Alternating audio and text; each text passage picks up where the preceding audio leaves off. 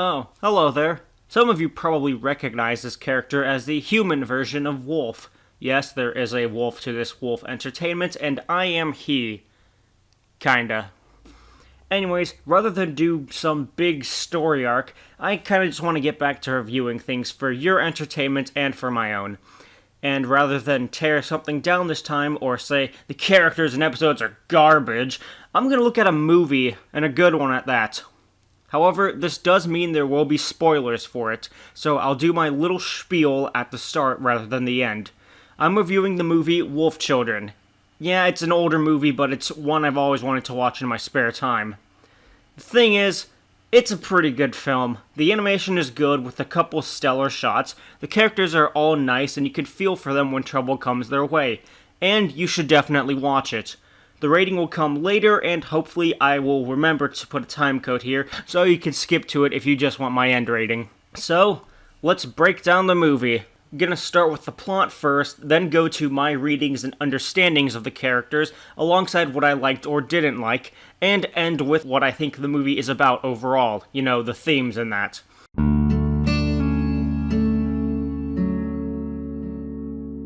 So, it opens up in a field, with a girl watching a wolf, but then a man as he stands at a distance. Oh yeah, I think more so in the early parts of this movie, we get narration from the daughter about how the mother fell in love with the man who was also a wolf. And apparently they met at the university the mother was attending, since he would come and take notes about the lectures despite not being a student. What kind of person just comes in and sits in on lectures without being enrolled in the classes? The man she follows and eventually falls in love with seems like a nice but quiet guy. She even offers to help him study, probably so he can do well to keep his cover as a student, rather than just some creep. We also learn he has a job as a mover, and there's kind of a funny foreshadowy scene of dogs barking at him early on. Eventually, the two start a conversation, and we learn the name of our main character, and the mother, Hana, and how she got her name. Though the name's not that important, it first brings up her relationship to her father, and one thing about Hana. Her father wanted to raise a child whose smile could never fade no matter how terrible things got, which eventually she did follow through on as she was the only one smiling at his funeral. After what I can assume and hope was more than just talking once, the two go on a night walk and he shares that it'd probably be nice to have a home. Not for protection, but because he could come home, say, I'm home, and just relax in his home among other maintenance and also have control over his home. Hana then basically reveals she's in love with him when she says that she'd say welcome home when he comes home. As she's walked back to the city, he stops her for a moment and to confess to her, but he wusses out and tries to save it for tomorrow, building her hope up, which eventually fades after she waits for literal hours, from what I can tell, just for him. The best but sad part about this waiting is that when he finally comes across her, she's in a sad, huddled sitting position, but was smiling even as he apologizes. That behind her smile, you know she's sad and angry at him for making her wait for so long for a confession. However, he talks about how he never brought this up since he was afraid that she might leave him, and he instead shows her his secret, even asking her to close her eyes for a bit. You'd think he's gonna kiss her or something, but nope. His confession is that he's actually a wolf. Man. And the scene of his transformation is pretty cool, as it's a slow transformation from human to wolf while shifting back to Hana's reaction. Oh, and full moon wolf transformations? Complete bullshit. But she and him still sleep together, so I guess the furries get a victory point. Thanks to Miss Narrator, we learn that the Wolfman, I actually went to Wikipedia and that's what he's listed as, is the last wolf of his kind, but being born of mixed blood, and that he was told not to reveal the truth about him and left with family that knew nothing about his mixed blood with a wolf. Which, honestly, I'm more curious about there being more humans that can become wolves, or if his mother just slept with an actual wolf. Somehow he got a mostly normal life, and the two, of course, end up married and living together. Do you think she ever calls him a good boy, or would that be offensive? Time passes of them literally just being an adorable couple. until we find out she's pregnant. And this is all done with just visuals, which is probably one of the best parts of the movie. There's even a funny scene where when she's pregnant, he brings back a bird he caught and cooks it for her, because the alpha male would tend to do that if one is pregnant. And somehow, the two deliver a baby with no midwife, no hospital, probably no painkillers, none of that shit, since Hana was scared a hospital might think weird things about her if she gave birth to a literal wolf. If the doctors saw it, they would probably be like, "You know what that means? A witch!" We then skip ahead a bit as the first child, Yuki, is playful and Hana is pregnant once more with the soon-to-be-named Ame. However, this is probably the first dark turn the movie takes, as when Hana has given birth to Ame, the father has yet to return from his hunting of another bird, and Hana, with Ame and Yuki in tow, find a wolf drowned in the sewer runoff in the city. And I'm honestly just gonna play this clip for you. I'm probably gonna get copyright claim because of this, but it is just a phenomenal scene overall that I cannot explain it.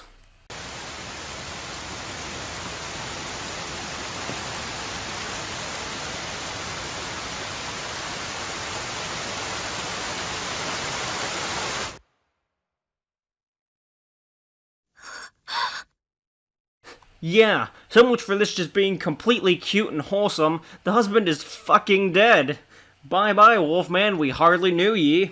Heck, we even get a scene of Hana back in the field and yelling without sound as her husband is walking away from her. Oh, but he left all his money and wallet to the family, as well as the groceries, so at least she and the children can survive for a little bit.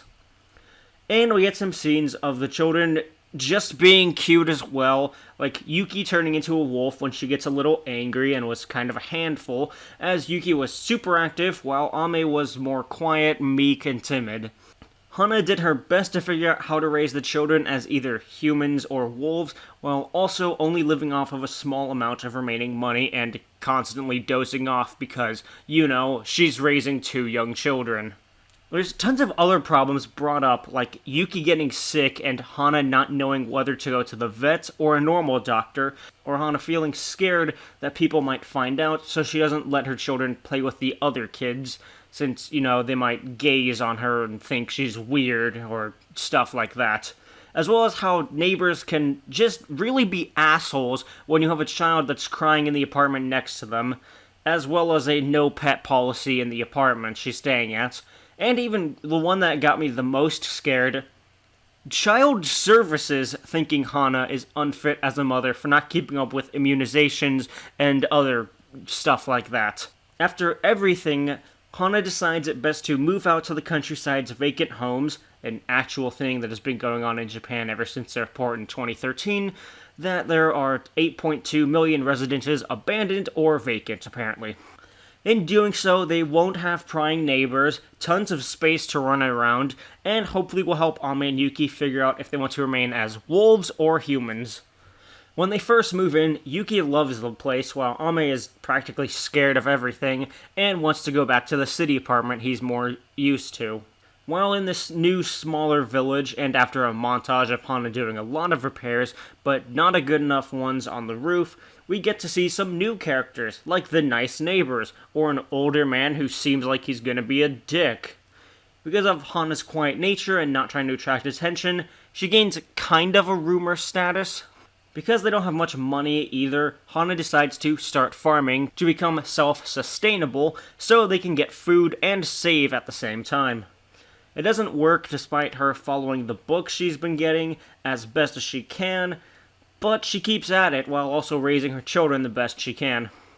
Thankfully, the grumpy older man actually helps teach and train her to grow food, even if he's not super friendly about it, and also some of the neighbors actually become friends and help her out later on. They chat with her, and honestly, she just kind of becomes the new member of the community because of all this, since, after all, they live in a mountain town, and in their own words, we have to help each other. However, a meeting with some of the mothers gets Yuki wanting to go to a so-called nursery school, which Hana is very reluctant to let her go to it, because, you know, you have to keep that wolf blood a secret from everyone. Before school, though, we have to explore the winter month and the snow, which is probably one of the nicest animated and directed parts in the whole movie. From the music, to the camera work, to the imagery, it's all done so well to create the mystical and perfect snowy landscape for Hana, Ame, and Yuki. But we can't have eternally nice things, so while running through the snow and such, Ame sees a bird on a stone in the middle of a river and catches it, but then trips on his scarf and falls into the river. It's intense and legitimately scary the first time I saw it, as he almost drowns while calling out for his mother before being saved by Yuki. And despite this near-death experience, Ame is not afraid. In fact, he feels like much more alive and very different. However, on the other hand, this is one of the few instances where Hana cannot smile despite it. She breaks down and is just crying over almost losing Ame to this. After the winter, Yuki is able to go to school after doing everything Hana asked of her, even promises to not turn into a wolf and remember a good luck charm, so to speak, which in English is 3 presents, 3 octopuses. Not entirely sure if there is some meaning to it, or if it's because it's easier for a child to understand and remember. However, I did try and look it up, and one Redditor, Delty9, thinks it might have something to do with the phonetics of the words in Japanese, being that a wolf's mouth is unable to move in ways to pronounce some of those sounds, whereas we humans can. It's an adorable scene, made even better as we see Yuki singing it basically her entire way to the first day of school.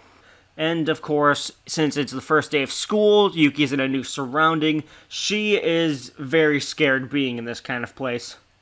But from this day on, she goes on the bus by herself, she actually makes friends, is still her energetic self, which later sets her apart from other girls since she is much more tomboyish than feminine. During this, though, Hana finds work at a nature observatory that also allows her to occasionally bring Ame to work.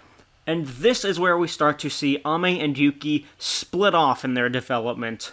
Yuki wants to fit in, so she tries to act more feminine as time goes on, while Ame doesn't really care about school at all, and would rather get closer to his wolf side or understand nature. Also, we get a new male character, an exchange student named Yuji Sohei, who tries to get closer to Yuki, but she keeps running away from him after feeling offended or sad when he brings up that she smelled like a furry animal, though he assumed it was because she might have a pet. However, he keeps following her and causes her to panic and accidentally claw his ear when she can't keep up saying the good luck charm from her mother.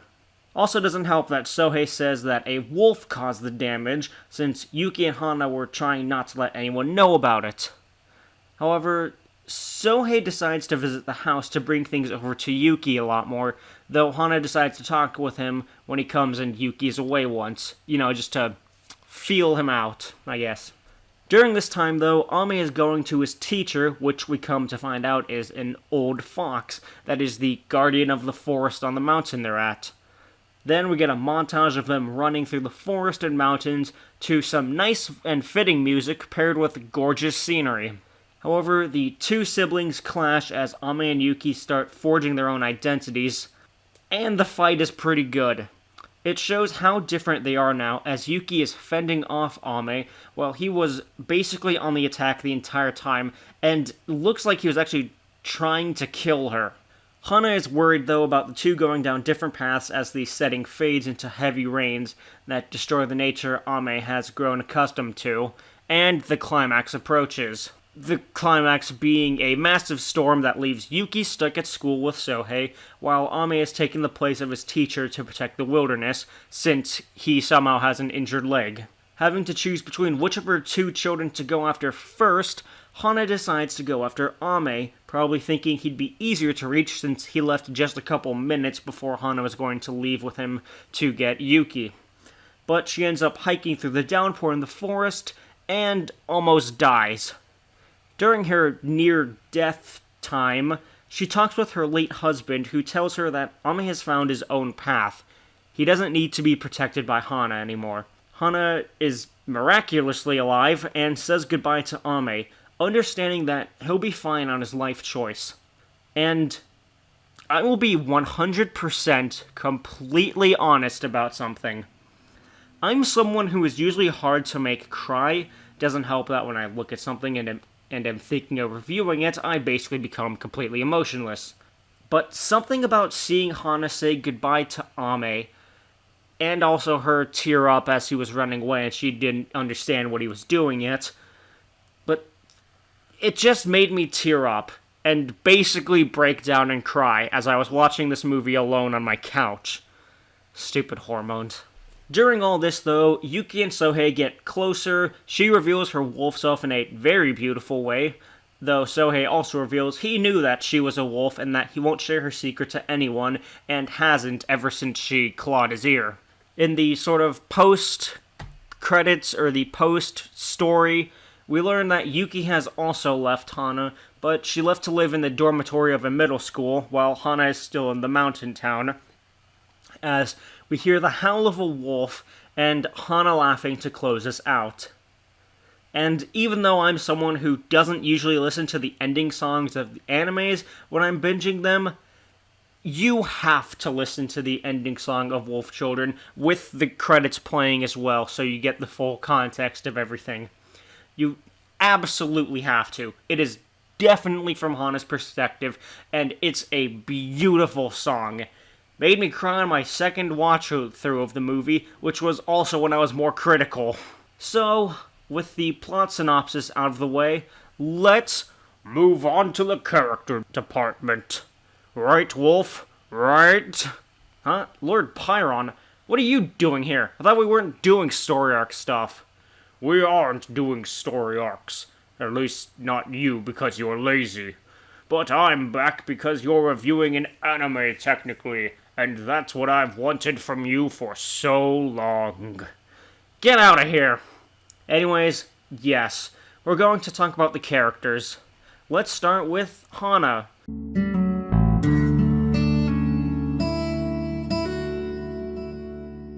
At first, she seems like a pretty standard character. She falls in love with a strange man who doesn't attend the university. She's happy just being around him, really.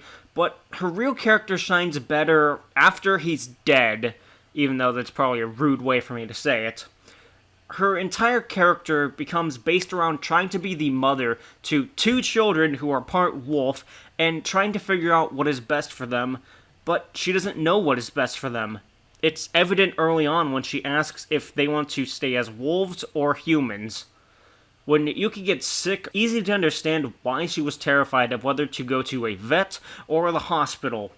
She doesn't know how to raise wolf children. In the city, there were tons of problems as well that she had trouble dealing with.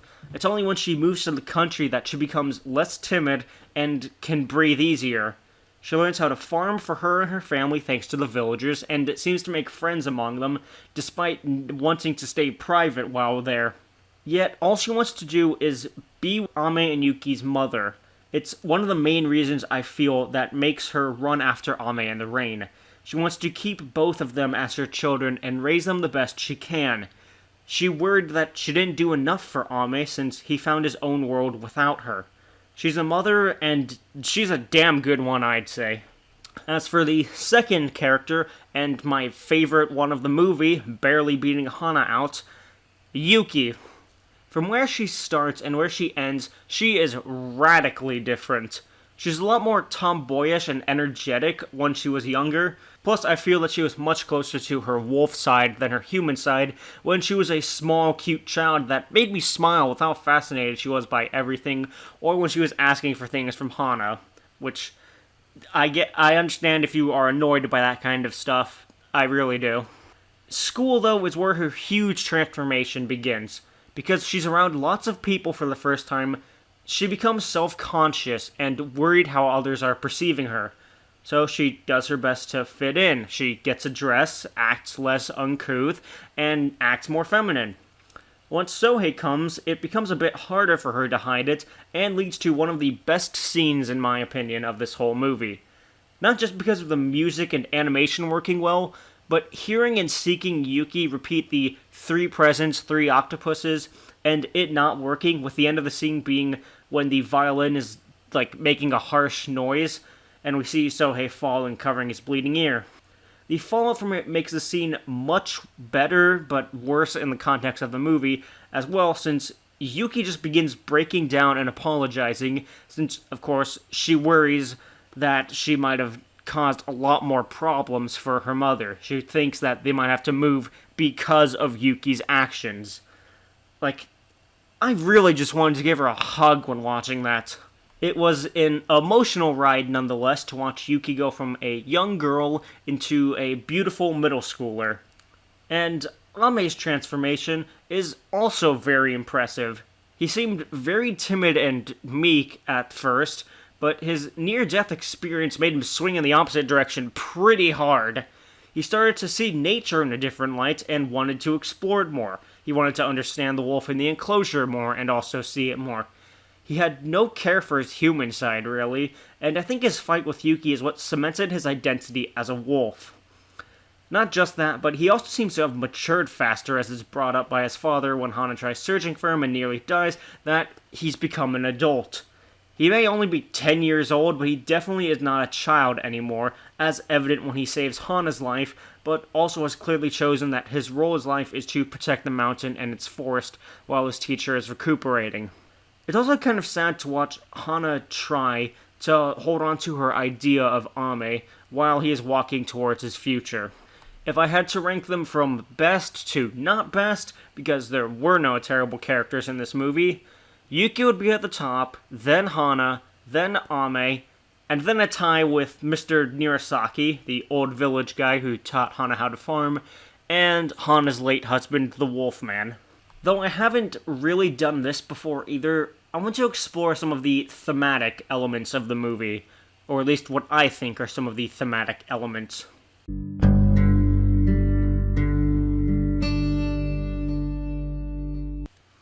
One, probably the more obvious one, is about family in general. No matter what, there will always be someone there for you. Like how Hana was almost always there for Yuki or Ame at different points in their lives, and tried to be there as they started going down their paths. But that at some point as well, a parent has to watch their children walk down their own paths. They can raise them for a large part of their early life, but they can never fully hold on to them, even if they want to. And that even if they've been raised well, a parent may not know how good a job they did to their children, as how it's seen towards the end when Hana apologizes to Ame and says she hasn't done anything for Ame. She feels she hasn't done enough despite raising him the best she could, trying to protect him, keep him happy. In spite of literally all of it, she still feels like she didn't do the best job. But there was another theme I came up while writing the script and thinking about the movie some more. That being the age-old parenting question of nature versus nurture. The reason this came up is because Hana faced this question, I feel, during the movie pretty early on. When the two were much younger, she asked if they wanted to live as wolves or humans. That, I feel, was the beginning of it all, since she didn't know how to raise them. As time goes on, the two settled into their different paths, Yuki following the nurture path, where her surroundings influence her decisions and her responses to things, like when she decided to become more feminine after realizing other girls didn't like collecting animal bodies or catching snakes. Ame, on the other hand, follows the nature path, as he is comfortable with himself being a wolf by the end. No matter how hard Hana tried to keep him her son, how many times she asked him to stay or tried to act motherly towards him, he ended up following his instincts and carving out a path for himself. In the end, Wolf Children is a beautiful movie. The characters are all enjoyable and really make you feel for them. The music and editing with sound is done masterfully. The animation is wonderful. I definitely recommend it. I would even go as far to say, if I could, an 11 out of 10, but since 10 is the max, it's a good 10 out of 10. With any amount of ribbons or gold stars I can give it, I would. But not just because of all the stuff I've already mentioned, but because it made me cry. That is a huge feat on its own. You do not know how much that means to me, that a movie or a show or something made me actually break down and cry for once in my life. I'm Wolf, and it's good to be back.